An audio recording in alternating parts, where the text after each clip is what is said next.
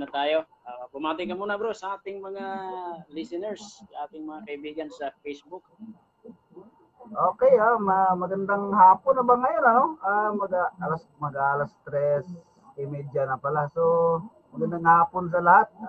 Lalong-lalo na sa kapatid natin sa Espiritu na si Bro Dudes Arisgado. Sa iba pa nating mga kaibigan dyan. Ito po si Ross J. Rod Casona. Kasama ko ngayon si Brother Dudes Arisgado. Bumabati po sa inyo. Magandang hapon. At sana ay maging maayos yung ating talakayan ngayon, ang ating pag-uusap sa hapong ito. Okay, Brother Dodds, yun lang muna ang masasabi ko para i-greet yung mga kasamahan natin. Shout out ko nga pala kay Bong Palermo, kay Bong Curimaw. Brad Bong, sana kayo, kumusta?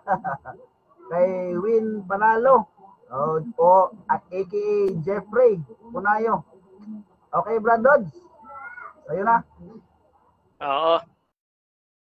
Salamat Brother Ross. Magandang hapon po sa ating lahat mga kaibigan at sa ating mga kababayan na makapanood sa video ito. At ganoon din po sa ating mga kaibigan dyan sa Freelance Believers of Christ.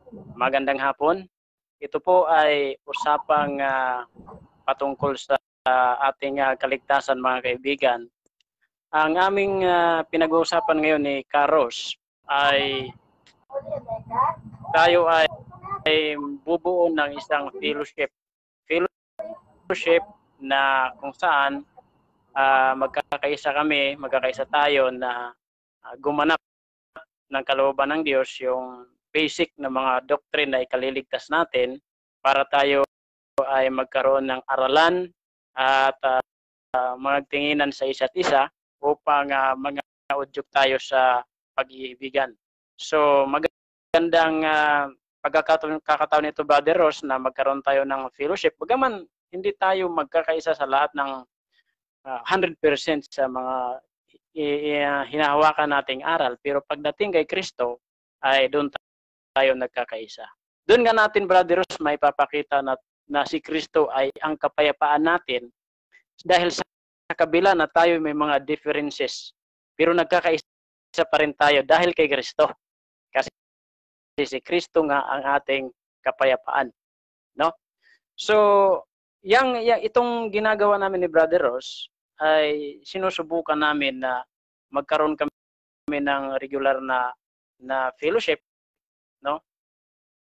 Sa aming paglilingkod sa Diyos. Dahil kung tayo lang Brother Ross, medyo masasabi natin mayroon naman tayong mga ministry, no? Sa isa't isa, pwede tayong mag-share ng Bible, mag-share ng mga bagay na espiritual, yung naghahasik ng mga bagay sa espiritu ay aani ng buhay na walang hanggan. Meron na tayo dyan eh. Unang-una tayo ay nagsishare ng mga salita ng Diyos sa ating ministry. Pero ang itong ginaganap namin ngayon, binubuo namin ni Brother Ross ay fellowship lang. Fellowship. Na kung sino yung gustong makipag-fellowship sa amin ay welcome. Welcome siya na tatanggapin namin. At tinitiyak natin Brother Ross na pagka tayo'y nagkaroon ng fellowship sang-ayon sa kalooban ng Diyos, sa utos ng Diyos, sa salita ng Diyos na nasa Biblia, ay nangangahulugan itong mayroon tayong pakikipag-fellowship sa mga apostol na nasa iglesia ng Diyos. At ang pakikipag-fellowship sa mga apostol ay pakikipag-fellowship natin sa Ama at sa ating Panginoong Hesukristo. Yan ay mababasa natin, Brother Ross, sa unang Juan, Kapitulo 1, versikulo 3. Yung aming nakita at narinig ay siya rin naming ibinabalita sa inyo upang kayo naman ay magkaroon ng pakikisama or pakikipag-fellowship sa amin. At kayo ay may pakikisama sa Ama at sa Kanyang anak na si Hesukristo. So yan. Ang pakikipag-fellowship sa mga apostol ay pakikipag-fellowship mo sa Ama at sa anak. At pagka tayo ay nagkaroon ng fellowship para tayo ay magkaroon ng fellowship naman sa mga apostol, katanggap-tanggap ng Diyos, sa Diyos yun. Kumbaga, tayo ay sama-sama tayong makipag-fellowship sa mga apostol na mayroong pakikipag-fellowship sa Ama at sa Kanyang anak. At dito, Brother Ross, ang pruweba na meron tayong pakikipag-fellowship ay hindi sa dokumento, hindi sa papel, hindi sa ano paman, kundi makikita yan sa ating pamumuhay. Kung ang aral na sinasabi ng mga apostol, nakikita sa ating sarili, ay masasabi natin may fellowship tayo sa mga apostol at sa Panginoong Diyos. Kung sinasabi natin tayo may pakikisama or pakikipag-fellowship sa Kanya, kay Kristo, sa size, at nagsisilakad naman tayo sa kadiliman, ay nangagbubulaan tayo at hindi tayo nagsisigawa ng katotohanan. Yun pala ang pruweba, Brother Ross, na makikita dapat sa atin. Kung sinasabi natin meron tayong fellowship sa Ama at sa Anak at sa mga apostol, ang makita sa atin dapat yung lakad natin ay wala sa kadiliman, kundi nasa kaliwanagan. Kasi kung kine-claim natin, may pakikipag-fellowship kami sa Ama, sa Anak, kakanta-kanta, di ba? Brother Ross, yun. Yung gawain naman pala ay kadiliman. Bulaan tayo.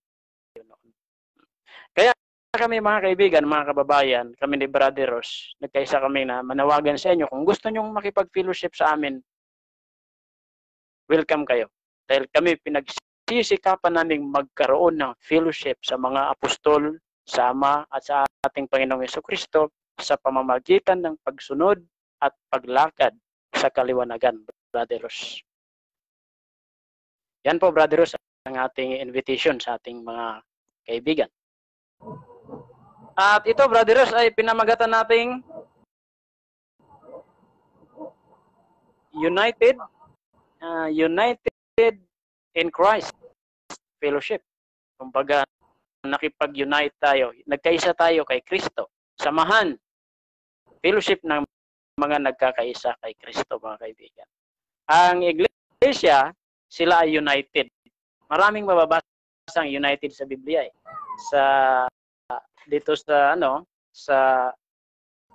New Living Translation, Brother Ross, actually yung iglesia united yun kay Kristo eh. United, they are united in Christ. Sa New Living Translation, kung makikita mo diyan, Brother Ross, no? Maraming binabanggit diyan, they are united in Christ. Tingnan natin dito sa ating Bible, no? Sabi dito, sa New Living Translation, hanapin natin yung talata. Kung gaano karaming united sinasabi sa Biblia. Napakarami, Brother Ross. Kaya nga nakita ko itong magandang pangalan sa ating fellowship, no? So, ang dami. Efeso 2:6. So God can point to us in all future age as examples of the incredible wealth of His grace and kindness toward us, as shown in all He has done for us who are united with Christ Jesus.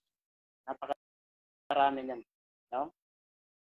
Sa Ephesians pa rin, 2:14, yung mga hintil dito, Brother Ross, for Christ Himself has brought peace to us. He united Jews and Gentiles into one people when in His own body on the cross. He broke down the wall of hostility that separated us. So yung mga Hudyo, mga hintil, dati magkahiwalayan, magkalayo yan, Brother Ross eh. Pero sa pamamagitan ng katawan ng ating Panginoong Jesucristo, they are united into one people. Yung iglesia, Brother Ross. Kaya masasabi nating maganda itong ating pangalan, no? Kasi united kaysa tayo sa pananampalataya sa ating Panginoong Jesucristo Kristo. At marami pang talata na binabanggit sa Biblia. Ang Kristiyano ay dapat makipag-unite ka sa ating Panginoong Jesucristo. Dahil siya ang daan, ang katotohanan at ang buhay natin bilang mga Kristiyano. Sabi nga ni Kristo, kung kayo'y hiwalay sa akin, hindi kayo united sa akin, wala kayong magagawa. Gaya ng sanga na naputol sa puno ay hindi magbubunga kung naputol siya sa puno. Nasa Juan 15 po yan. Kung babasahin natin sa Tagalog, ang Biblia, sabi dito, Juan 15, ako ang tunay na puno ng ubas at ang aking ama ang magsasaka. Ang bawat sanga na sa akin ay hindi nagbubunga, ay inaalis niya. At ang bawat sanga na nagbubunga ay nililinis niya upang lalong magbunga. Kayo'y malilinis na sa pamamagitan ng salita na sa inyo'y aking sinalita. Kayo'y manatili sa akin at ako'y sa inyo, gaya ng sanga na di magbubunga sa kanyang sarili maliban na nakakabit sa puno. Gayon din naman kayo, maliban na kayo'y manatili sa akin. So, dapat united tayo lagi kay Kristo bilang mga tagasunod ni Kristo dahil wala tayong magagawa kung hiwalay tayo kay Kristo, brothers.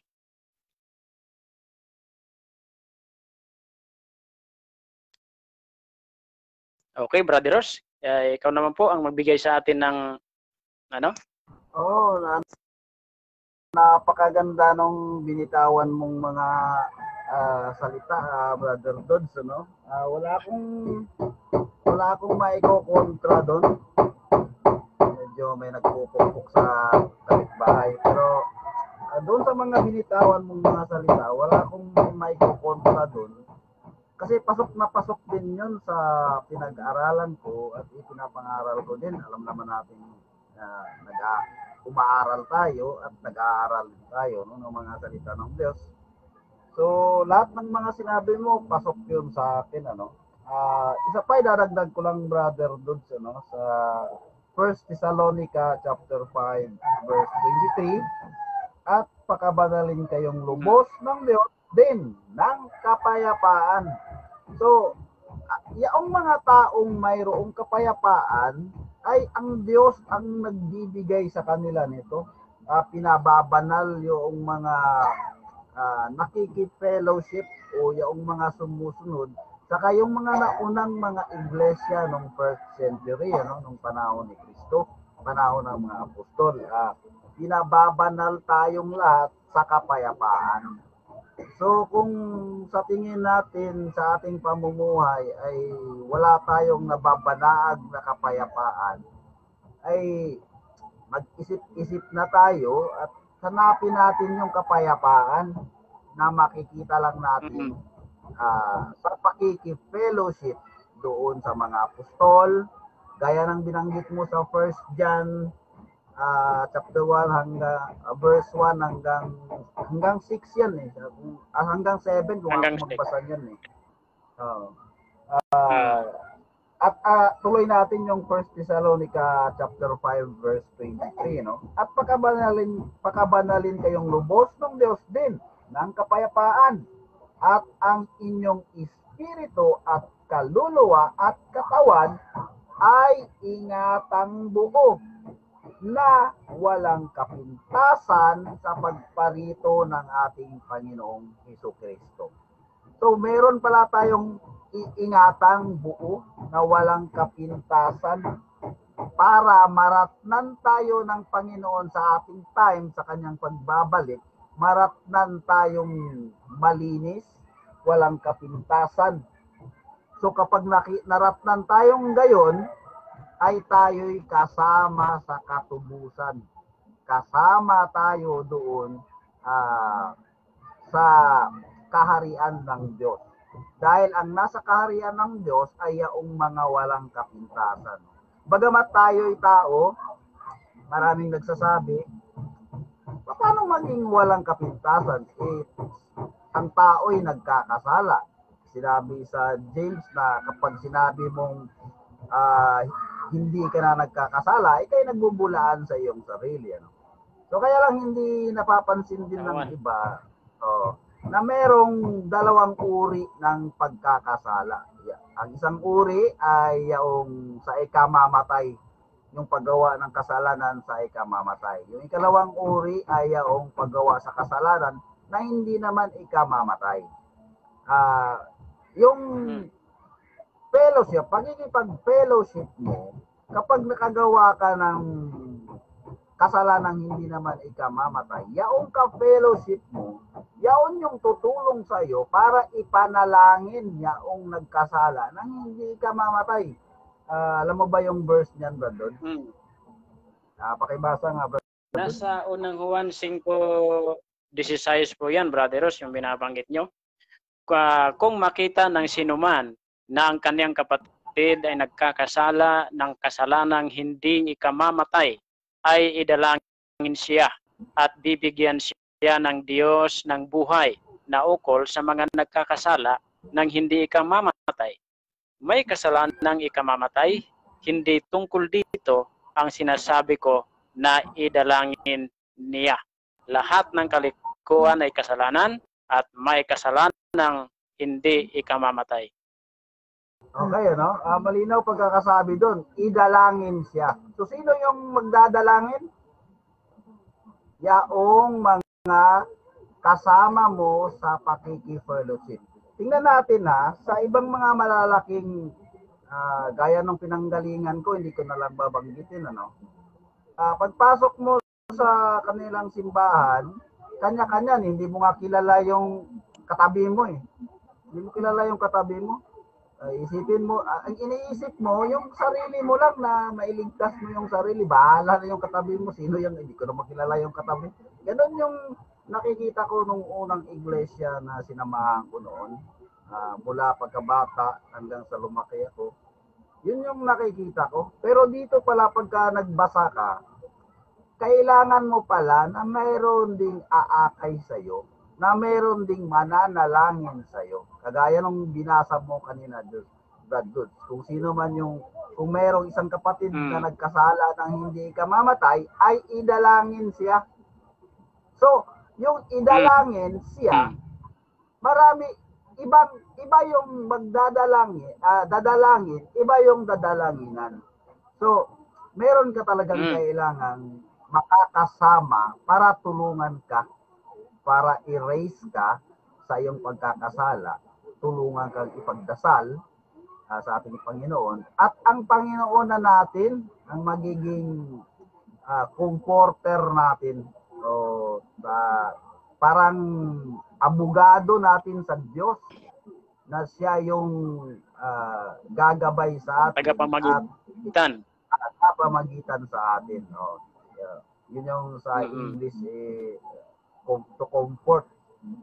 So, kaya nga natin na sinisikap ngayon na mabuo itong ating napag-usapan para kung meron mang isa sa atin o sa ating mga magiging mga kapatid sa darating, ay mayroon aagapay sa atin upang tayo'y huwag malihis ng landas. So, Brother Dodds, balikan natin yung patungkol doon sa unang iglesia sa first century, ano. Sa akin kasi, Brother Dodds, hindi ko inaangkin na ako yun o kami yun yung first century na iglesia. Kasi yung first century na iglesia, walang Pilipino doon. Walang Pilipino doon. Tama yun. Mahirap yung pantas hindi nakarating doon. Ayun lang. Ayun lang. Mahirap mag-claim ng mga gano'n. First century yun. Tayo, 21st century na halos. Di ba? So, mahirap mong i-claim yung nakaraan noong first century na sasabihin mo, kami yun! Mukhang napakahirap paniwalaan yan. No? Dahil mga walang Pilipino sa time na yun.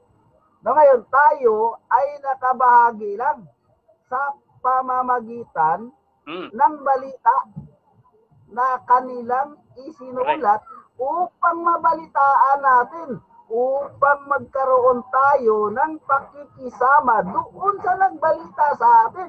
Hindi yung aangkinin natin na tayo yun.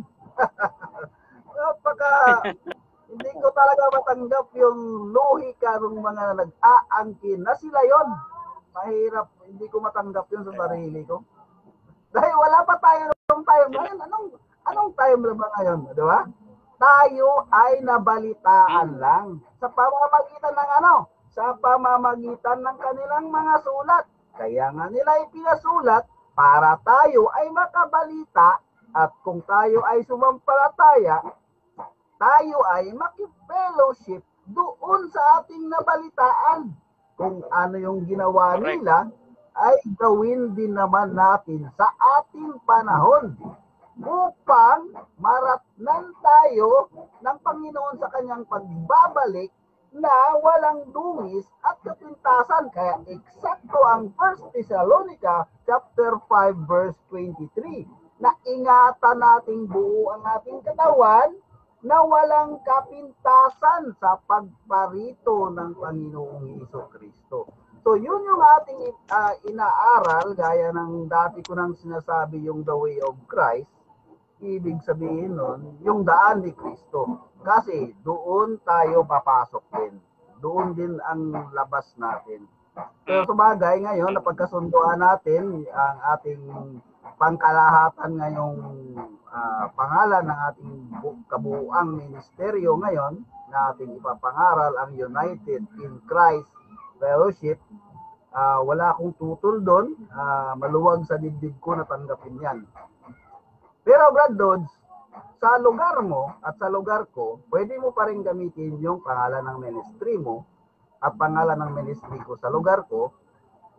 Magiging affiliated groups na lang siya doon sa pangkalahatang kabuuan ng ministry, which is yung United in Christ Fellowship.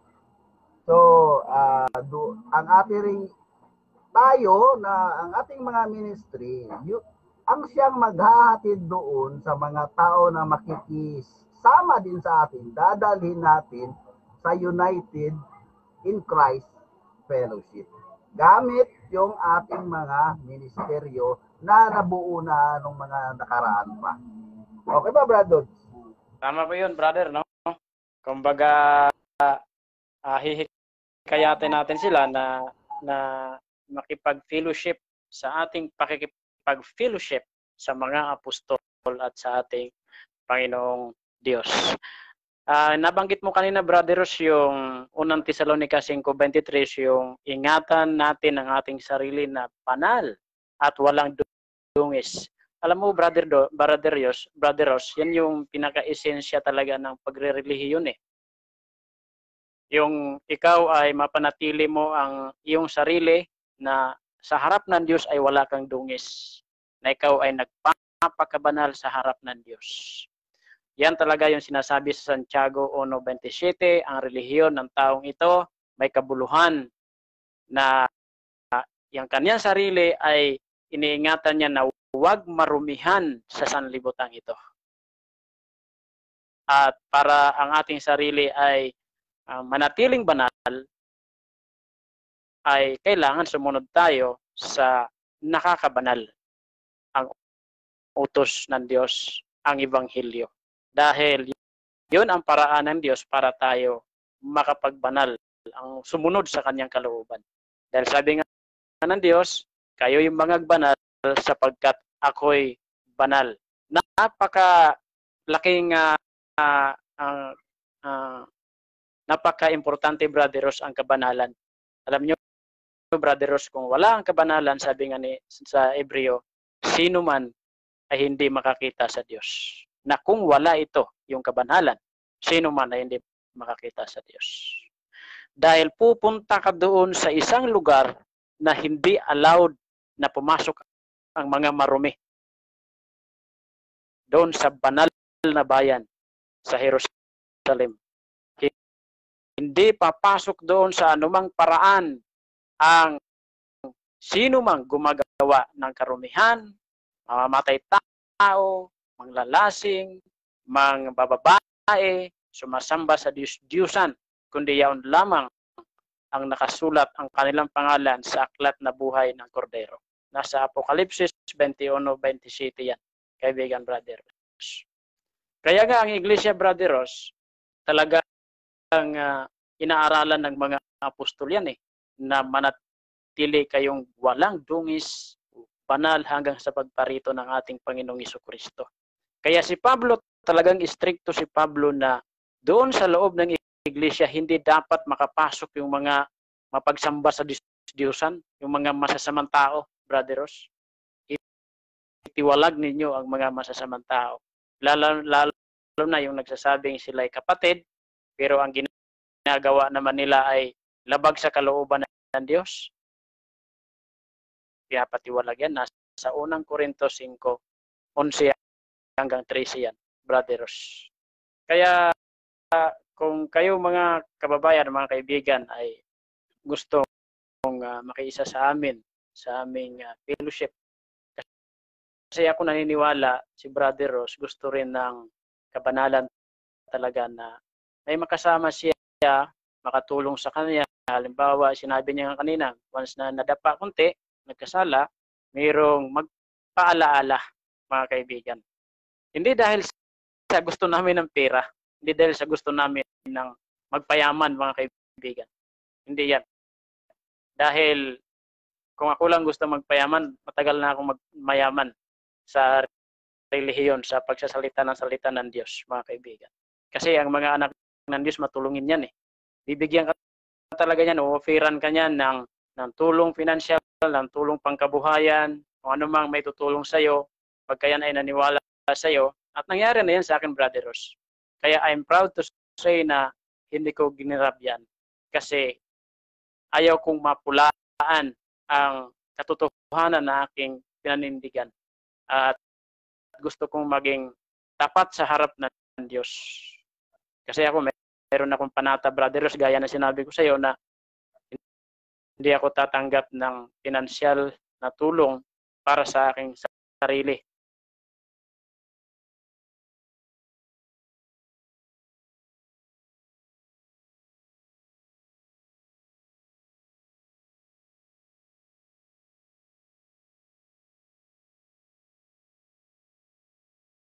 Signal, no?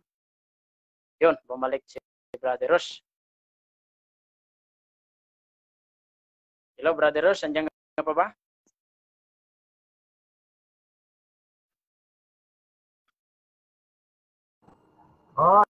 Dito ako. Medyo humina yung signal mo. Nag-choppy ka. Hindi naman ako nawala. Nag-choppy ka lang.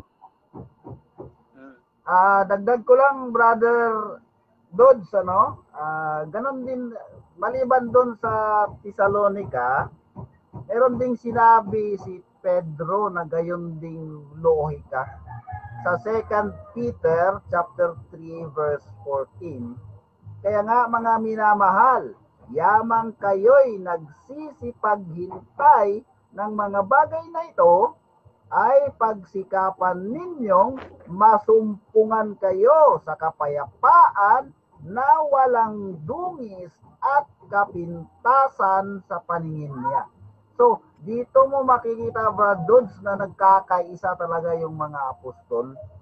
Yung paghihintay sa pagbabalik ng Panginoon, kailangang masumpungan tayong walang dungis at nasa kapayapaan at walang kapintasan sa paningin niya, hindi sa paningin ng tao. Kasi ang paningin ng tao ay mayroong halay, mayroong kapintasan kung tumingin ang tao, naghahanap ng butas doon sa tao na kanyang makita na nagpapakabanal, pero pilit ng tao na hanapan ng butas yon.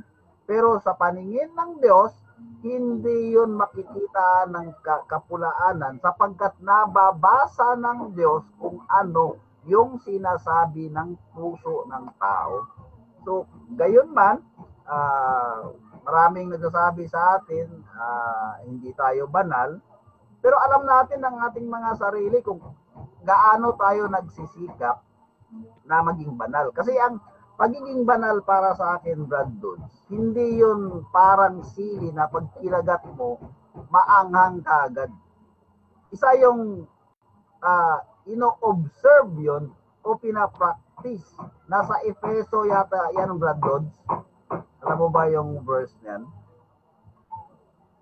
Yan ay nasa unang Timoteo, Brother Ross, na yung kabanalan ay pinagsasanayan. Yes. Unang Timoteo 4:8, ang sabi dito, sapagkat sa pagsasanay ng katawan ay may kaunting pakinabang, ngunit ang kabanalan sa lahat ng mga bagay ay pinakikinabangan na may pangako sa buhay na ito at sa darating. So, malinaw na kailangang pagsanayan yan o araw-araw nating i-exercise sa ating mga sarili na sikapin na tayo'y gumawa ng mga bagay ng kabanalan. Pero hindi naman kaagad-agad yan na gaya ng chili na pag kinagat mo, aanghang kaagad. So, siguro sa umpisa, mahirap gawin kasi nga ang sabi din sa isang verse, sinabi ni Kristo din na mahirap ang daan, masikip ang daan papunta sa kaharian, maluwag ang daan papunta sa kapahamakan. So yung pag-e-exercise natin sa kabanalan ay hindi yan madali para sa isang tao. Kailangan talagang pagsanayan natin yan araw-araw na mai-observe at mai-exercise natin sa ating pang-araw-araw na mga gawain, sa ating araw-araw na pananalita, sa ating araw-araw na nakasanayan na maalis natin yung mga masasamang pag-uugali natin nung mga nakaraang panahon at mapalitan ng isang bagong tao. Kasi ang sabi, kapag sumampalataya kaya kay Kristo, ay nagiging bagong nilalang ka kay Kristo. Sabi nga ng isang sa ikalawang Korinto po yan, Brother Ross, yung sinasabi nyo. Pakibasa nga, Brother Ross. Pakibasa nga, Brother Ross. Kaya kung ang sino man ay na kay Kristo Jesus, siya ay bagong nilalang. Ang mga dating bagay ay nagsilipas na. Narito, sila ay pawang naging mga bago. So napakaganda ng mensahe niyan, Brad Dudes. Kaya lang hindi masyadong naipaliwanag yan ng ibang mga mangangaral kasi nakapokus sila doon sa mga hula para lang mahikayat na mapahanga nila yung mga tao na hindi masyadong naging bihasa doon sa kabanalan. Ipinangangaral nila yung mga bahagi ng mga panahon, yung mga bagay ng hula para maipamantala doon sa mga tao na sila yung nakakaalam ng mga hiwaga ng Diyos, na sila yung mga pinagsabihan ng Diyos na para makaalam kung paano ipaliliwanag yung mga hiwaga na mga nakasulat sa mga hula. Bagamat hindi napagtanto ng mga mananampalataya na naililigaw na sila sapagkat ang aral talaga sa Kristyanismo, ipangaral ang ebanghelyo sa lahat ng bansa, hindi yung mga hula. Kasi ang mga hula, darating yan. Hindi mo na kailangang alamin kung kailan. Kasi gaya ng sabi sa Acts 1:7, pakibasa nga Brad Dodds, Acts 1:7. Patungkol sa mga bahagi dito. At sinanong siya nila habang sila'y nagkakatipon na nagsasabi, Panginoon, isasauli mo baga ang kaharian sa Israel sa panahong ito?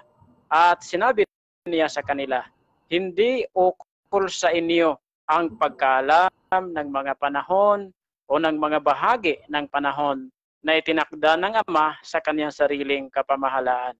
Okay, Brad Dodds, no? Dito sa verse na yan, Brad Dodds, medyo ginamit nila yung mga bahagi ng panahon ng mga karamihang nangangaral, gaya ng pinanggalingan mo, para magmalaki doon sa mga maliliit, para mapahanga yung mga maliliit, para mahikayat nila na maging membro nila dahil sasabihin ng mga musmos, napakagaling naman ng preacher na ito. Nalaman niya yung hiwaga doon sa mga hula.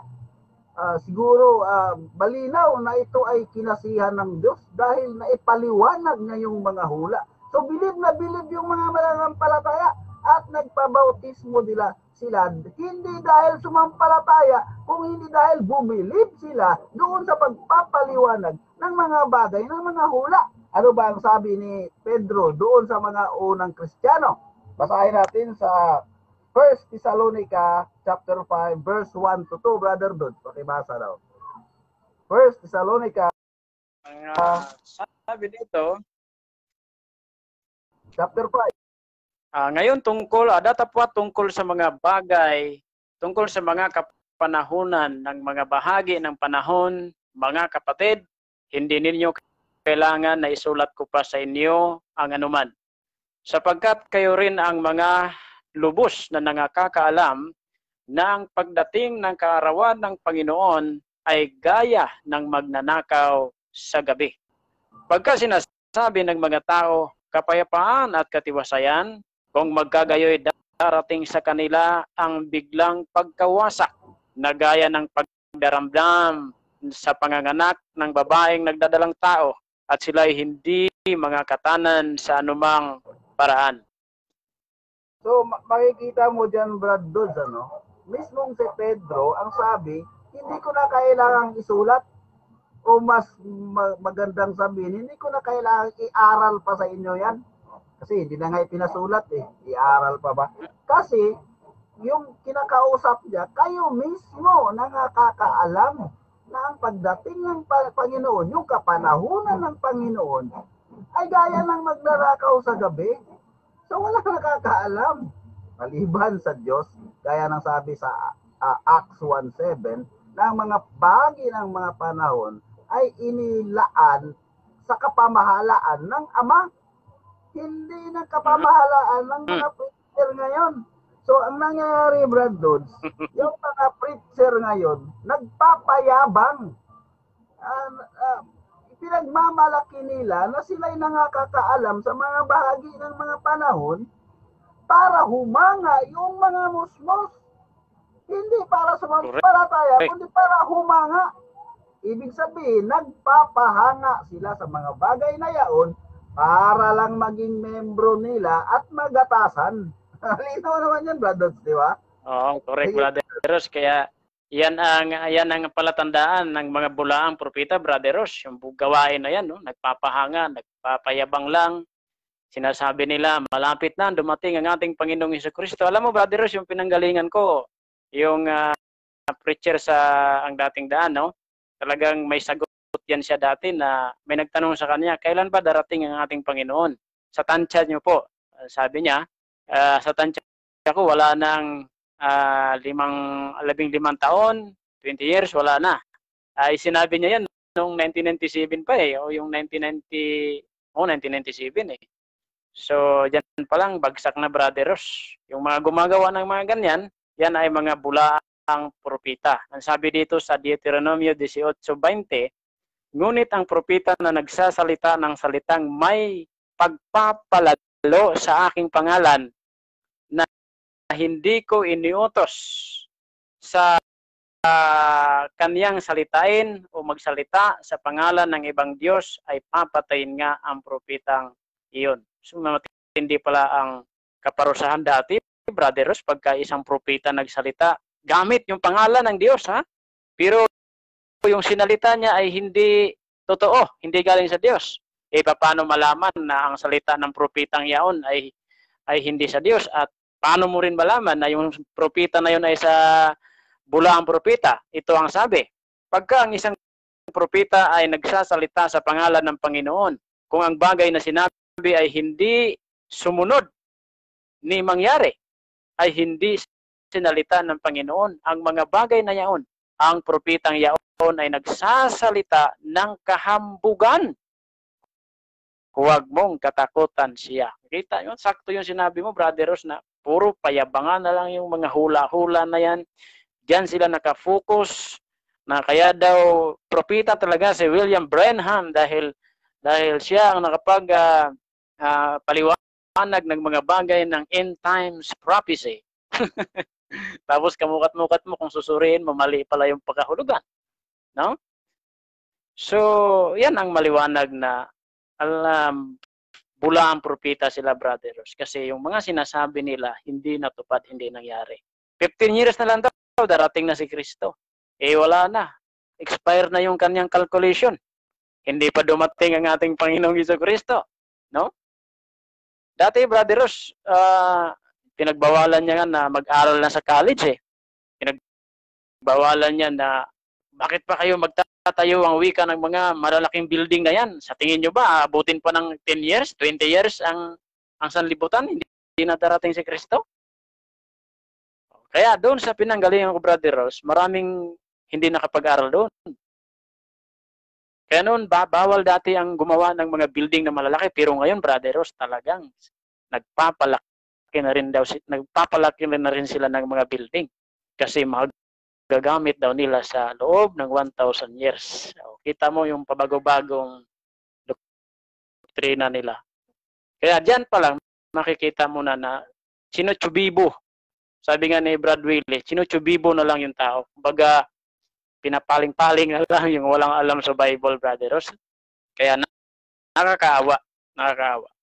Tayo na mga maliliit lang, na mga preacher sa gilid-gilid lang, parang hindi masyadong pinapansin kasi walang busis. Wala sa TV, walang malaking equipment na pwedeng mag-broadcast ng laging 24 hours a day. No? So, ganun. Walang kapangyarihan.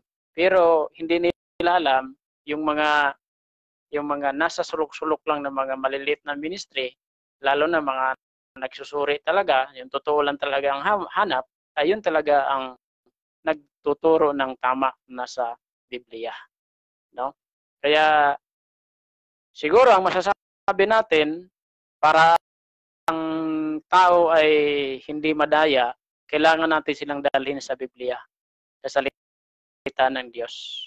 Kasi sabi nga ni San Pablo kung paanong si Eva ay nadaya ng ahas sa kanyang katusuhan, ganon din naman ang mga puso ng mga walang malay ay madadaya. So yung walang malay ang nadadaya, brothers. Kaya tayo, ang isa sa adhikain natin ay maihikayat ang tao na magbasa ng Bible, magsuri ng sarili, hindi lang yung sinasabi natin, sila din magsuri sila. Kung nakita nila na mali yung ating sinasabi, huwag nilang tanggapin para hindi sila maging alagad natin. Kasi lalabas niyan, Brother Ross. Kahit mali ka na, mali na ako, tatanggapin pa rin nila, hindi ka na alagad ni Kristo, alagad ka na ni Dodds at saka ni Ross. Ganun ang labas niyan. Kumbaga, kinukontrol ko na yung utak nila. Kaya itong fellowship natin na ito maganda to kasi sabi ko nga wala tayong kulungan. Lagyan natin ng kalayaan ang bawat isa sa atin na mag-explore, magsaliksik ng Biblia, hikayatin natin ang ating kapwa-tao na magsaliksik ng Biblia. Ngayon sa antas ng kaalaman at antas ng pananampalataya ng bawat isa. Kasi ang Diyos, Brother Ross, nagbibigay ng karunungan yan ayon sa iyong pananampalataya. Kasi kung bibigyan ka ng karunungan ng Diyos, medyo mahina ang iyong pananampalataya, hindi mo rin maintindihan yon at hindi mo matatanggap. Kasi unang-una, ang mga kaloob, binibigay yon ayon sa sukat ng iyong pananampalataya. Kaya nga ang kaloob noon sa unang iglesia, hindi pare-pareha eh. Lahat bagay apostol, lahat bagay propeta, lahat bagay gumagawa ng himala, lahat bagay ng huhula, lahat bagay nagpapagaling, lahat bagay nagsasalita ng iba't ibang wika. Hindi. Kasi iba-iba ang sukat ng pananampalataya. Ang kaloob, karunungan, kaalaman, ibinibigay ayon sa sukat ng pananampalataya. Parang sa school natin, sa elementary, hindi ka naman bibigyan ng subject ng iyong teacher na pang high school kung grade 1 ka pa lang. Ganun po yun ang ibig sabihin noon. Pero, Brother Ross, meron din tayong napupulot na mga magandang bagay sa mga naglipana na mga bulaang mga ngaral. wala ang mga sabi nila sugo. Kasi parang nagiging challenge din sa atin na magsuri ng Bible. At aaminin man natin o hindi, yung kanilang pangangaral na narinig natin ay nakapag-udyok din sa atin na magsuri o hanapin ang Diyos. Hanapin ang Diyos kasi kumbaga sila yung sa kinderta, wala pa tayong alam sa Bible, sila yung nagturo sa atin na ito, magbasa ng Bible, ganyan. Kumbaga guide. Pag wala ka na sa guide, pag marunong ka na, wala ka na sa guide. Ganon din yung parang yung kautusan ni Moises, naging tagapagturo natin para ihatid tayo kay Kristo. Nung nahatid na tayo kay Kristo, wala na tayo sa kautusan ni Moises. Parang ganon. So ito ring mga nakikita ko rin, Brother Ross, parang mayroon din silang papel din na magandang papel na nagampanan, no? Para mayroon din silang Kasi tulad yan, kung hindi ako naanib sa dating daan, ay limitado lang ang aking pagpursige na magbasa ng Bible, no? Kasi si Brother Eli, naging kasanggapan din talaga yan para ako mag-aral ng Bible. At kahit sinong samahan, Brother Ross, halimbawa, papasok ka sa Iglesia ni Cristo o kaya sa born again, ikaw dati ka na rin namang sa ibang reliyon, kahit paano meron kang nakuha na tama. Parang sa trabaho din. Brad Dodds, meron akong alam mo ba yung verse doon sa sinasabi na ipinapangaral nila ang Kristo sa kapanagilian, sa pagkakampi-kampi, sa yung mga bagay na yun, pakibasa nga, Brad Dodds. Pero ang conclusion yan ay nasa ni Pablo dyan ay mabuti rin ang kanilang ginawa kasi nga ipinangaral pa rin nila. So yan yung mga binabanggit mo na mga yan yung Brother Ross, binanggit yan ni Pablo ata, kung di ako nagkakamali, sa Filipos ba yun? No, ang sabi doon, di ko lang matandaan din yung talata, na datapot ipinagngangaral ng iba si Kristo sa kapanaghilian, ang iba sa magagandang akala naman. Sa anumang kadahilanan, ako ay nagagalak dahil ipinangaral si Kristo. Yes, yan yung tutugma doon sa sinabi mo ngayon. A second ago na sinabi mo.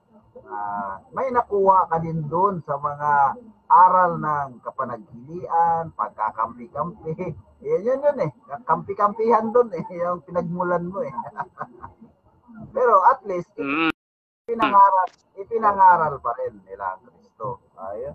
So may magandang bagay pa rin na nagagawa kasi may natutunan ka pa rin. Sabi mo nga yan may natutunan ka pa rin doon sa kanila.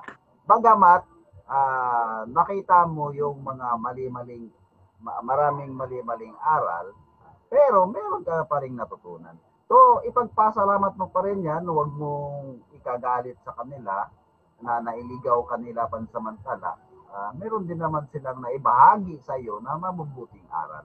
So ipagpasalamat mo na lang yan. Ganun din naman sa aking nakaraan. Ipagpasalamat ko din naman na natuto akong makibagay sa tao, natuto akong makisalamuha sa tao. Yung mga moral values, nakuha ko din naman doon. So, ganun pa man, ang importante na ipangaral pa rin nila ang Kristo sa kanilang mga religious denomination. So, Brother Dodds, patuloy mo, Brother Dodds. Brother Dodds, parang din yung Brother Dodds, sabi nga ng Diyos sa Roma, ang lahat ng mga bagay ay nagkakalakip-lakip, no? Yes.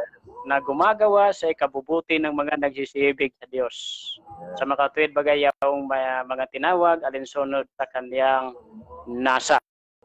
So, tingnan mo si Pablo, no, Brother Ross, no? Kung bakit si Pablo napakatalino yung kaniyang mga aral, no? Kasi, siya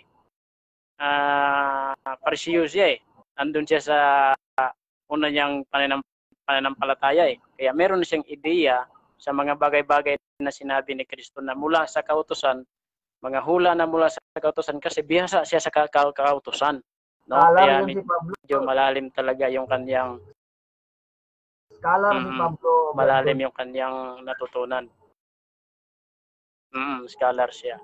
So, yan ay nagkakalakip-lakip na gumagawa sa ikabubuti natin. Ano man ang dinanas mo sa huli, sa una, experience, bad experience, good experience, yan ay para sa ating kabutihan. Yung mga experience na yan, sa bandang huli, tayo pa rin ang makikinabang sa mga bagay na yan. Kagaya nito, Brother Ross, no? Natuto tayong magbuklat ng Biblia sarili. Hindi na tayo doon napapaakay dahil nakita na natin kung paano ang tamang pagsaliksik sa Biblia upang makuha natin yung katotohanan. Yan. Brother So, Dodds, dito sa ating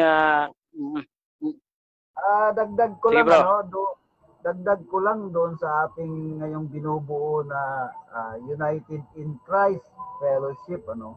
Kaya po para sa mga makapanood ng video ito sa darating, kaya po namin pinagsikapan ngayon ni Brad Dodds na mabuo ito ay para makasama po namin kayo, yung mga walang ka-fellowship dyan, ay makasama namin kayo sa pakikipag-fellowship din doon sa mga apostol kay Kristo at sa Ama, no? Gaya nung nasusulat sa 1 Thessalonica 5:11, dahil dito'y kayo'y mga pangaralan at mga patibayan sa isa't isa sa inyo, gaya ng inyong ginagawa. So, yung gaya ng ginagawa ng mga nandito sa Thessalonica, no? So, gayahin natin yung mga ginagawa ng mga taga-Thessalonica na sila'y nangagpapangaralan sa isa't isa, nangagpapatibayan sa isa't isa. So, yun yung adhikain, isa sa mga adhikain natin dito, Brad Dodds, na yung mga papasok sa atin na makipag-fellowship sa atin o makikiisa sa ating layunin, ay kapwa tayo mangagpangaralan sa isa't isa. Hindi yung isang tao lang ang tatayo sa pulpito at siya na lahat magsasalita at yung mga nasa baba ay tango na lang ng tango, amin na lang ng amin kahit walang naintindihan, walang boses. Pero sa atin, Brad Dodds, bigyan natin ng boses ang bawat isa kung sino man may gustong magsalita. Kung sa ikabubuti lang sa pamamagitan ng pangangaral at pagpapatibay sa bawat isa sa atin sa pananampalataya. Sige, Brad Dodds, tuloy mo. Okay po, tama po yan, Brother Ross, no? Kailangan kasi sa pagkakatipon ay yung bawat isa ay meron ding ibahagi, no? Yung, lalo na yung may kaloob sa pagsasalita, panghuhula, ay meron siyang dapat ibahagi sa aralan. Kaya nga, mangag-aralan sa isa't isa, aralan mo ako, aralan kita, and then yung mga kapatid, mag-aralan upang tayo maudyok sa pag-iibigan, mangagtinginan sa pag-iibigan. So, maganda. Unang-una, Brother Ross, gusto ko lang liwanagin sa ating mga kaibigan, mga kababayan na baka sabihin nila, namimira lang tayo, Brother Ross. Baka para lang nagtayo ito si Dodds saka si Ross para lang sa pira, para sa buloy mapunta sa kanila. Ano masasabi mo diyan, Brother Ross, sa ganung mga ibabato? Kasi talagang ibabato yan. Hindi aasahan mo na yan eh. Na ibabato yan. Okay. Maganda yung tanong na yan, Brad Dodds, ano. Para kasi sa akin, Brad Dodds, hindi pa naman tayo nag-uusap dyan. Pero ibibigay ko yung aral ko na dyan noon pa, nung bago pa ako gumawa ng ministeryo para makapagbahagi. Kasi ang plano ko noon, makapagbahagi lang. Ano. So, ang sa akin kasi, pagka meron ng pumasok sa atin na mga magkikipag-aralan sa atin o magkikipag-fellowship sa atin, yung mga walang kakayanan magbigay, ay wag na nating hingan. Pero kung merong mga tao na magiging kasama natin na meron namang mga biyayang malalaki na tinanggap mula sa Panginoon at kung gusto at nais nilang tumulong para magkaroon tayo ng mga bagay na kinakailangan sa pangangaral kasi sa totoo lang yung internet lang magastos yan yung mga gamit, no? Pero hindi natin i-enforce na magbigay ang bawat isa. Kung hindi, doon lang sa may mabuting kalooban na nagnanais na tulungan tayo, na magkaroon tayo ng maluwalhati at maluwag na halimbawa mga lugar na mapagkakatipunan o mga may maibahagi sila na bukal sa kanilang loob, doon sa may mga kakayanan. Pero doon sa mga walang kakayanan, nais ko sana na imungkahi sa iyo, Brad Dodds, na gumawa tayo ng fundings. Pagka mayroon na tayong fundings, ay tulungan natin yung mga walang kakayanan. Kung ano man yung kaya lang natin din na maitulong. Pero doon sa may mga kakayanan at nais tayong tulungan, dahil hindi naman biro ang mag-preach. Gaya ng mga aklat, kailangan natin ng mga aklat. Kung may isang kapatiran tayo na may kakayanan na magbigay ng isang Biblia o kung ano pang mga kasulatan na pwedeng magamit natin sa ating pangangaral, ay napakalaking ano na yon. Hindi lang naman sa pera ang kailangan natin. Ay isa na ito, yung Biblia. Kasi ako, siguro meron ako mga 8 Biblia lang. Alam naman natin na napakarami ng mga translation, saka yung mga iba pang booklet na kailangan natin para madagdagan yung ating serbisyo. Sa mga ganong bagay, hindi lang sa pera, yung may mga kakayanan. Ayun lang muna may babagi ko patungkol dyan, Brad. Sa akin, Brother Ross, at itong aking paninindigan ay ibinahagi ko na rin to doon sa mga nauna kong nakasama doon sa United Church of God Believers. Kasi doon sa aming bahay-sambahan, mayroong kuryente na babayaran, mayroong tubig. Swerte na lang dahil yung may-ari ng pagkakatipunan ay sa kanila yung bahay na yon. Kaya siya na ang nag-shoulder. Yung abuloy, ay hindi mo masabing abuloy kasi pwede rin ambag, no? Ay doon sa kailangan, para doon sa kailangan. Yes, halimbawa, yes. Ang kapatid ay nagkasakit, no? Nagkasakit. Yes. Tapos na ipinawagan natin, mga kapatid, baka may gustong tumulong sa ating kapatid na nagkasakit o nasunugan, yes, no, emergency, nabaha, nakalamidad. So, yan ang ating ipinanawagan. Sa madaling sabi, pagka wala naman tulungan, wag kumulikta ng tulungan. Kasi natutokso din ang tao sa pera. Ang tulong, diretso yan doon sa nangangailangan. Yung kapatid na gustong tumulong, doon, diretso na yan sa ibigay doon sa tutulungan niya. Huwag na yung dadaan mo pa sa mga ministro, sa mga ano, tapos saka ibigay doon sa hindi na yon. Diba, kung tayo ay nangailangan ng equipment, diretso doon sa equipment. Diba? Kasi diyan bro, nakita ko yan sa dati kong samahan, nagiging mitsa yan ng masamang mata yung tulungan. Kasi dinadaan sa box, and then yung box binibilang, tapos inuhulog namin sa account sa bangko, diretso sa pangalan ng tao, ng puno nila. Hindi na nabibigyan ng tulong yung talagang dapat tulungan, yung mga mahihirap. Kasi ang abulo yan, kung babasahin mo yung Bible, para talaga yan sa mga babaeng bao, sa dukha at sa mga hirap, para yan doon. Pero sa personal na pangailangan ng mga apostol nila ni Pablo, nangangaral sila noon, hindi naman masama na tumanggap siya mula sa kapatid.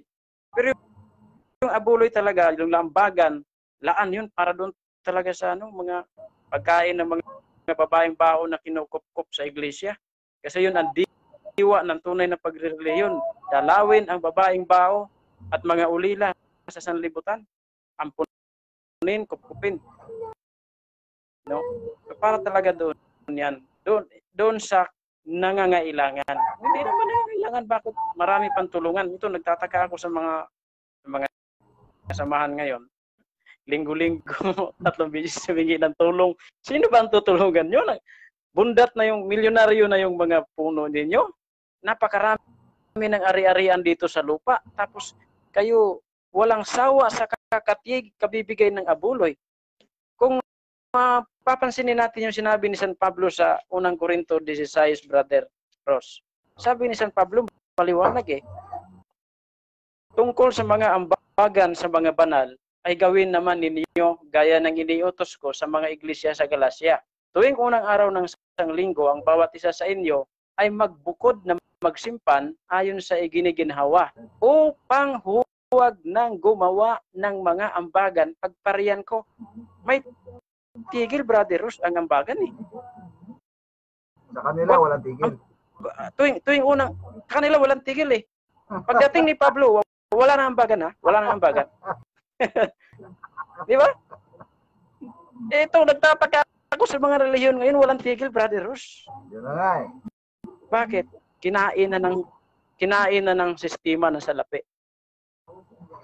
Kasi ang ambagan na ito, laan ito, na sa Roma 15:25-26, ang Akaya at ang Macedonia ay naglaan ng isang ambagang laan para sa duka sa Jerusalem. Dahil naglaan sila ng isang ambagan, yung ambagan na yan, tuwing unang araw ng isang linggo, magbukod kayo, magsimpan Hindi sinabing tuwing unang araw ng isang linggo, magabuloy kayo Hindi. Magsimpan, magtago. Pag sinabing magbukod, nasa iyo pa rin ang pagtatabi, di ba? Hindi yung ibinigay mo. Para pagdating ko, yung mga ibinukod nyo na sa tuwing unang araw ng isang linggo, yan naman ang ipapadala ko sa sino mang inyong susuguin papunta sa Jerusalem upang magdala ng inyong ambag papunta sa Jerusalem. At kung mamarapatin ako'y sasama sa kanila, sabi ni San Pablo. Kasi meron kasing nangyari sa Jerusalem sa time na yan, Brad Lord. Merong dilubyo yata na nangyari. Kapighatian, oo. Kaya nga sinasabi ko, ambagan para sa pangangailangan. Kung wala namang pangangailangan, bakit naman magkakaroon ng ambagan? May pangangailangan yung yung puno. Puno. Ayun lang. Nagpaparami ng schools, nagpaparami ng mga business, nagpaparami ng mga hospitals, na mga ari-arian dito sa lupa. Lalabas. Lagpas na sila sa sinabi ni Kristo na huwag kayong magtipon ng kayamanan dito sa lupa. Magtipon kayo. Tinipon nila kayamanan Kayamanan sa langit. Kayamanan sa langit ang dapat ipunin. Yun yung pinaka-importante. Kasi yung kayamanan sa lupa, hindi mo naman madadala yan pag namatay ka. Oo. So kailangan mo ipunin yung madala mo, maipakita mo sa Diyos. Kasi yun yung magiging pambayad mo sa Diyos para makapasok ka doon sa kanyang kaharian. Yung tinipon mong kayamanang makalangit. Nagtipon ka ng kayamanang makalupa. Hindi mo naman madadala yan sa Diyos. Anin ang Diyos yan. Siya ang gumawa niyan. Anin ba na yan? Alam mo, Brother Ross, ito hindi makukuha ng mga maraming nangangaral itong diwa na ito. Natandaan mo ba yung sinabi ni Kristo sa mga apostol niya na umahon kayo at ipangaral niyo ang kaharian ng Diyos. Magpagaling kayo ng mga may sakit, magpabangon kayo ng mga patay, magaglinis kayo ng mga kitong, ipangaral niyo ang kaharian ng Diyos sa mga dukha. Tinanggap ninyong walang bayad, ibigay ninyong walang bayad. Granting na, Bradros, itong mga relihiyon ngayon. Totoo ang aral nila. Granting na nakapagpabangon sila ng patay. Granting na naglilinis sila ng kitong. Granting na totoo yung kanilang ginagawa. Pero ang isang bagay, ang kabilin-bilinan, sumablay sila. Tinanggap ninyong walang bayad, ibigay ninyong walang bayad. Kahit may bayad yung patama ang ginagawa mo. Oo. Kahit patama ang ginagawa mo, Kahit patama ang ipinangangaral mo, kung ang bilin hindi mo ginawa, mali ka pa rin sa paningin ng Diyos. Meron akong talata, Brother Ross, na gustong i-cite dyan. May isang propeta na inutusan ng Diyos na pumunta doon sa lupain ng Israel, doon sa may Betel. Ang kabilin-bilinan ng Diyos sa propeta na yon, pumunta ka doon, manghula ka, sabihin mo sa dambana sa Betel na ginawa ni Jeroboam, ikaw ay mababagsak, ganito, ganyan, ganyan. Ang kabilin-bilinan ng Diyos, Brother Ross, huwag kang kumain ni uminom sa lugar na yon. At huwag kang babalik para kumain at uminom sa lugar na yon kung pauwi ka na at yayain ka. Ginawa niya, bro, nang hula siya, ginawa niya lahat. Sumimplang siya sa isang bilin ng Diyos. Huwag kang kumain at uminom, huwag kang bumalik at kumain at uminom sa lugar na yon. Nangyari, bro, nadaya siya ng propeta ring isa. Sabi ng isang propeta, ako'y propeta rin, nagaya mo. Ang Diyos ay nagsabi sa akin nitong gabi, ikaw ay aking papabalikin at para makakain at makasubo ng tinapay at makainom. Sumunod siya, bro. Bumalik siya. Daya. Hindi niya tinupad yung bilin. Oo, nadaya siya. Kasi mahigpit yung bilin eh. Manghula ka. Huwag kang kumain at uminom doon sa lugar na yon. Eh, hindi ka nanindigan doon sa salita ng Diyos. Eh. Hindi mo iningatan. Ganon din ito, bro. Mga nangangaral. Granting na, tama kayo. Pangaral nyo. Granting na may kapangyarihan kayo. Pero, binigay mong may bayad. Simplang ka pa rin. Kaya, kailangan buo mong tutuparin yon, ang bilin. Magpabangon kayo ng mga may patay, maglinis kayo ng mga kitong. Ipangaral ang salita ng Diyos, totoong salita ng Diyos. Tinanggap mong walang bayad, ibigay mong walang bayad. Para buo mo siyang matanggap yung bilin mo maganap. Amen. Ang bilin. Amen. Kasi alisin mo yung isa doon, di ka nga nagpabayad, hindi mo naman ginanap yung nagpabangon ng mga patay, simplang ka pa rin. Wala pa rin. Kasi parang inutusan mo ng mantika at tuyo at bitsin at asin, ang binili lang ay mantika lang at tuyo, kulang, wala pa rin. Di ba? Ganon lang yan. Buo. Dapat buong Buo. Buo yan. Kaya tayo sa atin, kung ano yung alam natin na tama, dapat nating gawing na buo. Kasi kagaya sa atin, no, bilang nagtuturo ng salita ng Diyos, kung tayo ay nakagawa ng kasalanan o lumabag sa ating itinuturo, mas lalo tayong tatanggap ng hatol sa Diyos. Mabigat na hatol. Kumbaga, yung pagpaparaya ng Diyos hindi masyadong malawak kasi ikaw nagtuturo, ikaw rin ang lumalabag eh. Diba, Brother Ross? Kasi dapat ikaw nagtuturo, ikaw ang unang sumunod. Yun ang gusto ng Diyos. Kaya nga sabi sa Santiago, huwag maging guro ang marami sa atin, kapatid ko, yamang nalalamang tayo itatanggap ng lalong mabigat na hatol. Kasi nagturo tayo, yung itinuro natin, dapat ginaganap muna natin. Kasi yun ang sabi ni Kristo na sino man ang nakinig ng aking mga salita at ganapin at ituturo ay tatawaging dakila sa kaharian ng langit. Yan ay isa pang questionable sa atin, brothers. Pwedeng ibato sa atin. Sinong may karapatan? Sinong nagbigay sa inyo ng karapatan para magturo? Asahan mo na yan.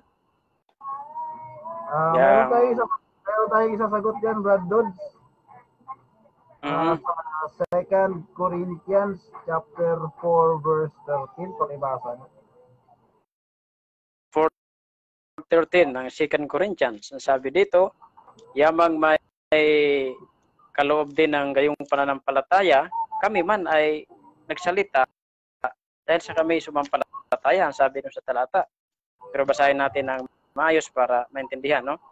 Ngunit yamang mayroong gayon ding espiritu ng pananampalataya na gaya ng nasusulat, sumampalataya ako, kaya't nagsalita ako. Kami naman ay nagsisisampalataya at kami naman ay nangagsasalita. Yun. So, dahil sa pananampalataya, may obligasyon tayong magsalita.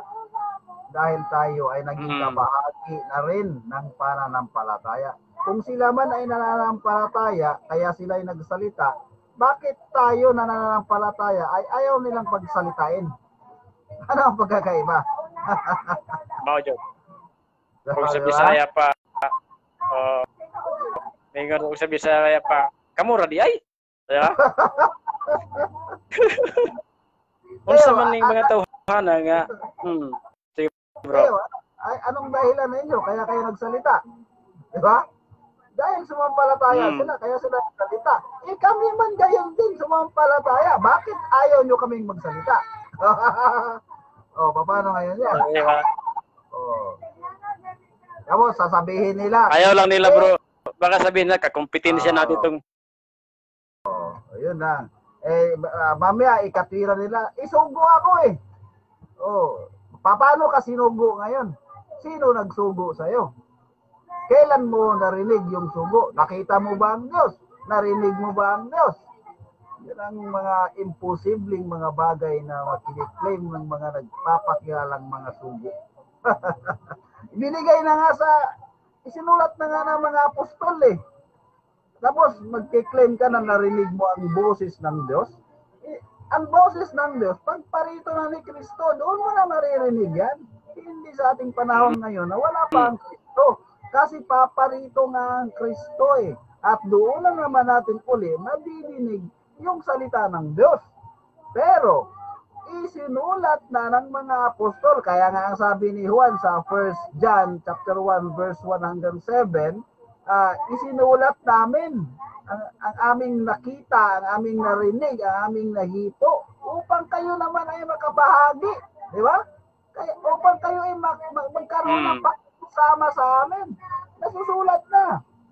Kaya nga, sabi ni Pedro din sa sabi ni Pablo, sa pamamagitan ng inyong pagbabasa ay inyong matatalastas ang pagkaunawa ko kay Kristo. Parang gano'n yun.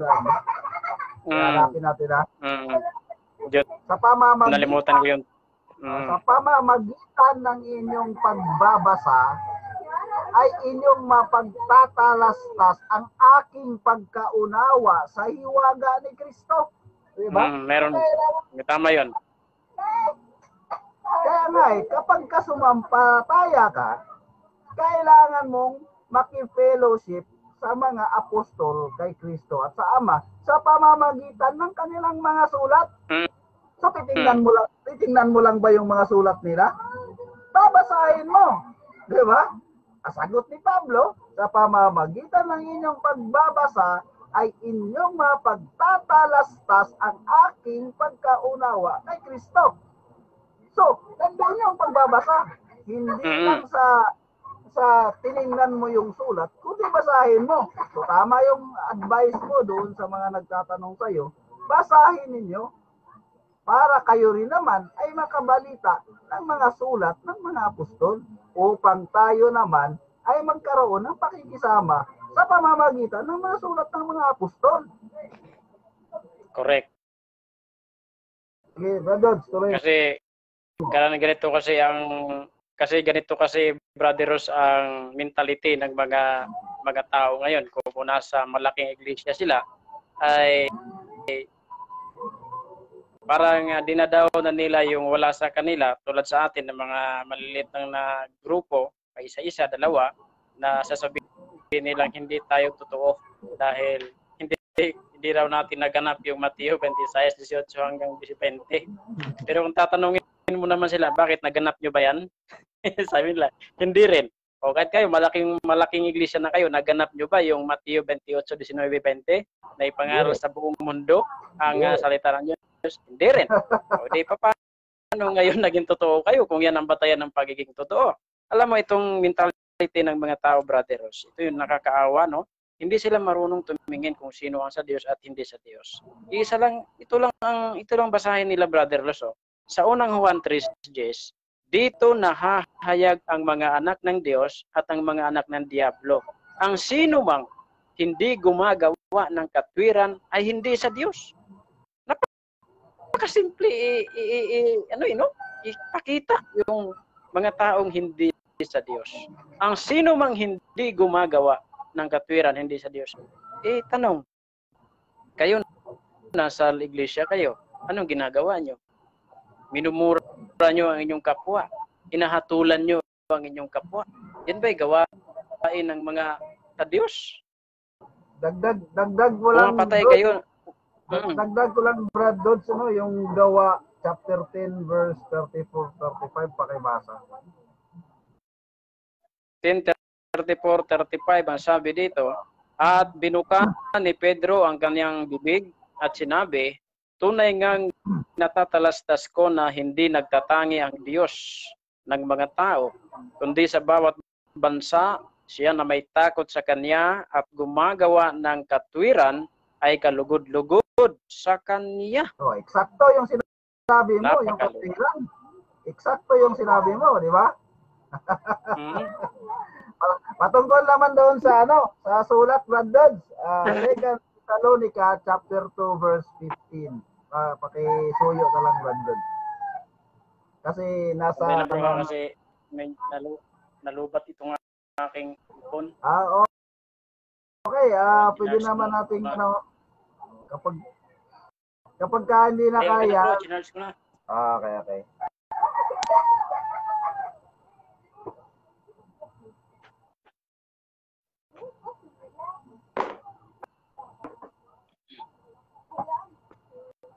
Di ba, bro? Atikaan mo na, balikan natin, yung sinabi mo, yung katwiran, di ba? So, napakalinaw ng pagkakasabi ni Pablo sa Gawa, chapter 10, verse 34-35, di ba? Yung katwiran ang namumutawi doon, yung binanggit mo. So, tuloy natin yung, yung sa pamamagitan ng mga sulat din, sa 2 Thessalonica chapter 2, verse 15, pakisuyo na lang, Brad Dodds. Papaliwanag ko mamaya. 2 Thessalonica.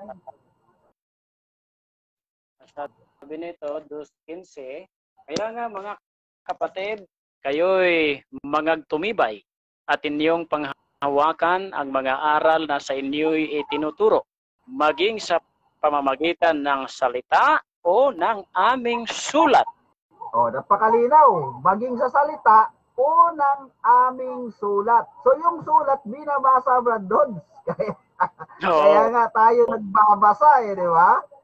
Hindi lang sa salita, kundi pati ng aming sulat. So doon sa mga sulat ng mga apostol, pwede tayong makipellowship, pwede tayong matuto ng tunay na aral.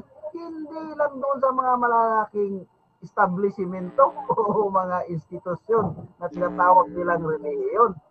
Kaya sabi nga, pagpapatibay ni Pablo nga dyan sa pamamagitan ng inyong pagbabasa ay inyong mapagtatalastas ang aking pagkaunawa sa iwaga ni Kristo. Sinusuportahan sa Thessalonica at sa Pedro yan. Sinuportahan din ni Juan sa 1 John na isinulat nila yung kanilang mga nakita na hipo at nakasama upang tayo magkaroon ng pakikisama sa pamamagitan ng kanilang mga sulat. So doon sa mga sulat nila, doon tayo bumabase ngayon. Ano ang ating batayan? Bakit tayo nangangaral? Kasi nga, doon sa pananampalataya, sapagkat nasusulat, sumampalataya ako, kaya't kami nagsalita. Tayo rin ay sumampalataya din naman ang gaya ng pananampalataya noong nakasulat. Kaya tayo rin naman ay may obligasyon at may karapatan magsalita dahil tayo ay pareho namang sumampalataya. Gaya ng mga nasa sulat, sila'y sumampalataya at sila'y nagsalita. Tayo rin naman ay sumampalataya gaya ng kanilang pananampalataya. Kaya tayo rin naman ngayon ay nagsalita. So yun lang naman ang kasimple yung dapat unawain doon. Pinahihirap lang ng mga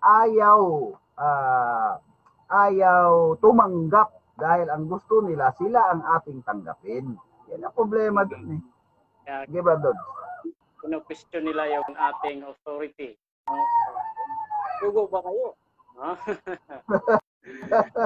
Parang mga Pariseo, Brad, no, nung nangaral si Kristo na nagpagaling doon sa templo, sabi ng mga Pariseo, sabihin mo sa amin, sinong nagbigay sa iyo ng karapatan upang gawin ang mga bagay na ito, yung pangangaral at pagpapagaling? Yan, saya. Alam mo sagot na Sige. Sabi ni Kristo, bago ko kayo sagutin niyo muna ako ng isang tanong. Yung bautismo ni Juan, saan ba nagmula? Sa langit, sa lupa? Hindi nila masagot kasi kung sasagutin nila, kung sasabihin natin sa langit, bakit hindi natin pinaniwalaan? Kung sasabihin naman natin galing sa lupa, babatuhin tayo ng bayan dahil ang bayan naniniwala na si Juan ay propeta. Sabi nila, hindi namin masagot. Sabi ni Kristo, hindi ko rin kayo sasagutin. Oo, kasi Ganun lang kasimple. Kasi pinatotohanan ni Juan si Kristo eh. Kaya kung sasabihin nilang hindi mula sa Diyos si Juan, eh babatuhin sila ng mga tao kasi sumasampalataya yung mga tao kay Juan. Yan ang espiritu na yan, bro. Umiiral yan hanggang ngayon sa panahon ngayon na kinu-question nila yung gumagawa ng mabuti. Totoo yun. Diba? Totoo yan. Sinong nagbigay sa inyo, Ross Dodds, ng karapatan para mag-aral? Parang ganun yan eh. Hindi naman kayo sugo. Ito lang ang sugo. Ang sugo, ang dukhang pantas. Siya lang ang sugo. Ano ba kayo? Sugo ba kayo? Diba? Ang sugo yung galing sa sikatan ng araw. Ay, naku. Diba? Pwede naman tayong, yung ginagawa kasi nila Brad Dodds, uhugot sila ng mga hula sa lumang tipan para patunugin na sila yung katuparan sa ating panahon. Napakadali lang gawin yan, Brad Dodds.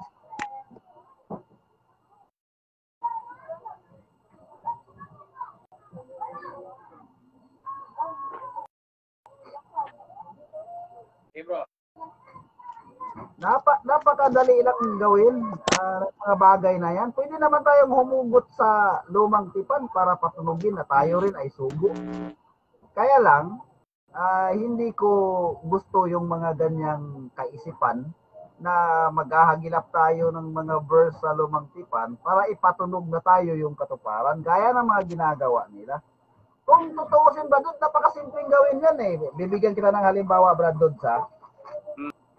Sandali,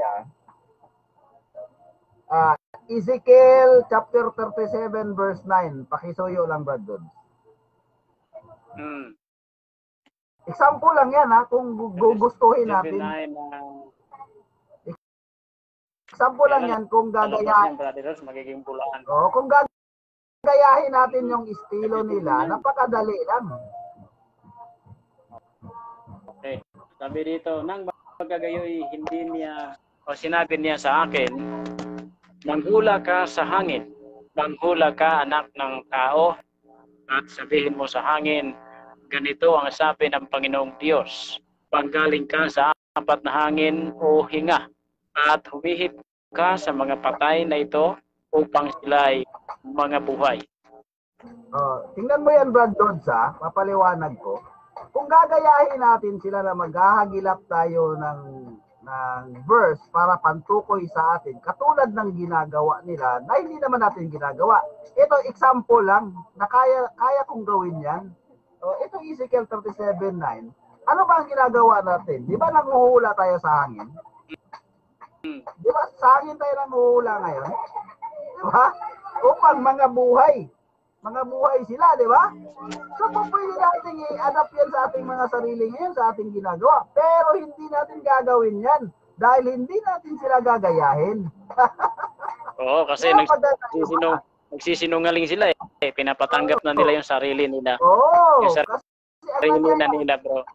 Kaya nga, ang nangyayari kasi, pinapatunayan na nila ang kanilang mga sarili. Ano ba ang sabi ni Kristo? kapag ako'y nagpatotoo sa aking sarili, ang patotoo ko ay hindi katotohanan. So yung ginagawa nila, nagpapatotoo sila sa kanilang sarili. So, i-transpose mo kay Kristo, ang patotoo ko ay hindi katotohanan kung ako'y nagpapatotoo sa aking sarili. So doon, tatamaan na sila doon eh. Kaya nga sabi dito sa 17:17 ng Juan, kung ang sino mang tao ay nag-ibig gumawa ng kanyang kalooban, ay makilala niya ang turo kung ito'y sa Diyos. Kung ako ay nagsasalita na mula sa aking sarili, ang nagsasalita ng ng kanyang sarili, tumatanggap ng kanyang sariling kaluwalhatian. Datapwat ang humahanap ng kaluwalhatian, niyang sa kanya nagsugo, ang gayon ay totoo at sa kanya ay walang kalikuan. Biro mo, brothers, ang kilin mo, ikaw yung nasa sikatan, ikaw yung anghel na sikatan ng araw. Napaka illogical na katwiran yan. Wala sa katwiran yan yung aangkilin mo. Isinulat before Christ pa, yung anghel na akitan sa sikatan ng araw, kay Daniel, meron yan si Daniel din yan eh. Tapos sa 21st century, aangkinin mo, ikaw yan. Napaka-illogical ng pag-aangkin mo.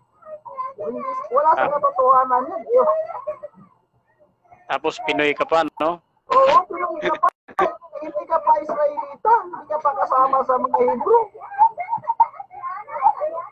Ano talaga, brothers? Nakakatawa talaga yung nakaugat na kasi yan, brothers eh. Yung baga yung nanay tatay nila na nadaya na noon hanggang sa sila ay naging anak na lang ng mga nadaya. Kaya nahihirapan na silang makaalis dyan. Lalo na kung may katungkulan sa loob ng iglesia o sa loob ng samahan, ay mahirap nang makaalpas dyan. Maliban na lang kung ang Diyos talaga ang kukuha sa kanila doon at gawin silang tupa at ilagay sa kulungan ni Kristo. No?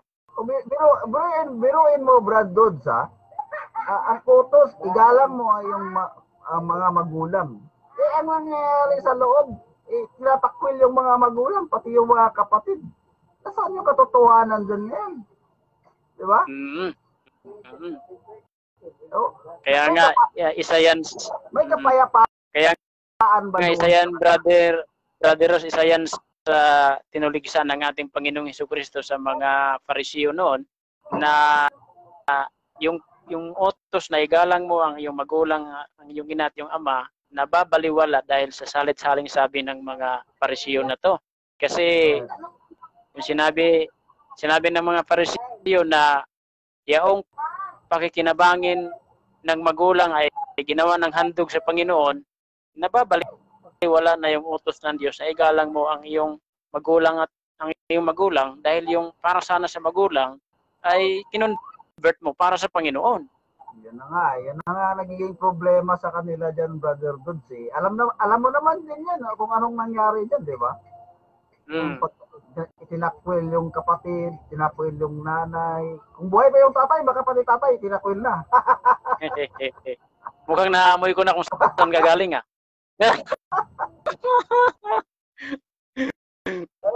Kaya hindi ko lubos maisip, Brad Dodds, ina-analyze ko talagang maigi. Nakikita naman nila ang mga nangyayari sa loob eh. Bakit nakakapit pa din sila? Hayag na hayag sa buong Pilipinas yan eh. Pero nakakapit pa rin sila. Gaya nung pinanggalingan mo.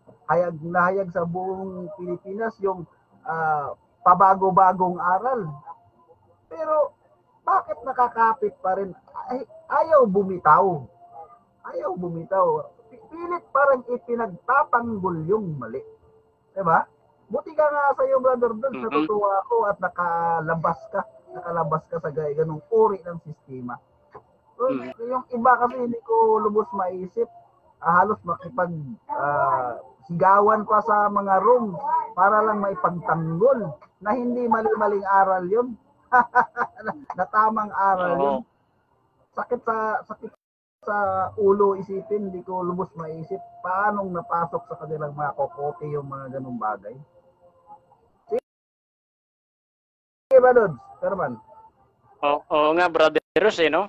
Kasi siguro naisip ko nga minsan parang destiny na nila para madaya, Brother Ros eh.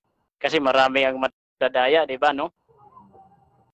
Kasi kahit anong gawin mo, walang epekto, mamurahin ka lang, sasalitan ka lang ng masama. Kaya parang naisip ko na parang destiny na nila para madaya.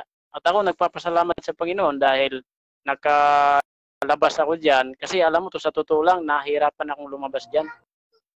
Matagal maalis sa puso't isipan mo na yung kinikilala mong sugo ay hindi mo nakikilala yung sugo at lalabanan mo. Matagal yan. Pagka naugat na sa puso mo, matagal. Pag naging panatiko ka na. Ang Diyos lang ang makakakuha sa iyo dyan na makalabas sa kulungan ng tao para ikaw ay madaling ipasok sa kulungan ni Kristo. Kasi alam mo bro, kung ikaw ay kulong na kulong ka sa bulaang propeta, sa kulungan ng bulaang propeta, napakahirap mong alisin doon para ilagay ka sa kulungan ni Kristo. Oh. Kaya masasabi ko yung mga katulad natin, mga freelance, mga open-minded, talagang yun lang ang Bible lang ang tinitingnan. Sino man nagsalita, kung mali, kung yung isa ay tama, kahit hindi ka panalig, tama yun, hindi pwedeng tutulan eh. Kasi ako bro, naniniwala. Oo. ang isang taong naghahanap ng totoo bro, kagaya natin.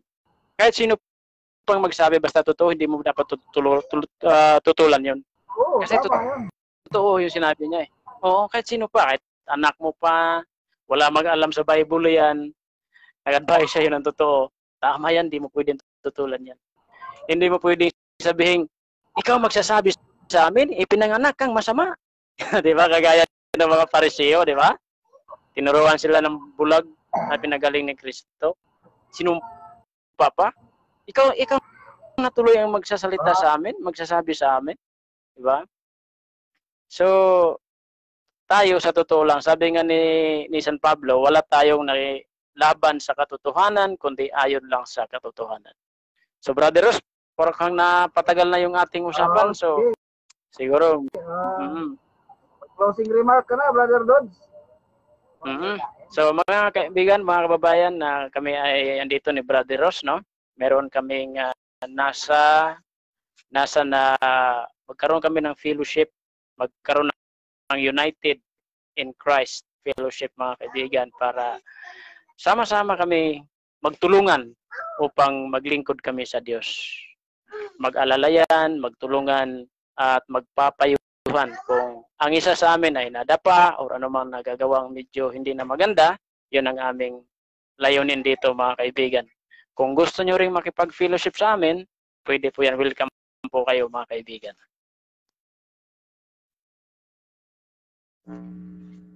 Sige po, Brother Ross, kayo po.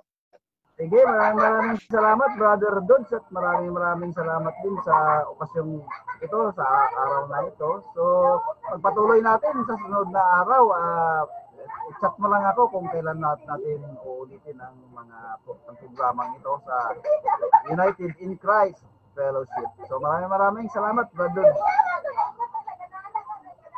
Okay po, hanggang dito po muna, mga kaibigan, mga kababayan. At tabayanan niyo po ang mga susunod naming pag-uusap ni Brother Ross Casuna mula sa Davao City. God bless sa inyong sangbahayan dyan, Brother Ross, at sa ating mga kapatiran saan man sila sa dakong ng mundo. Hanggang dito po, magandang hapon po sa inyong lahat.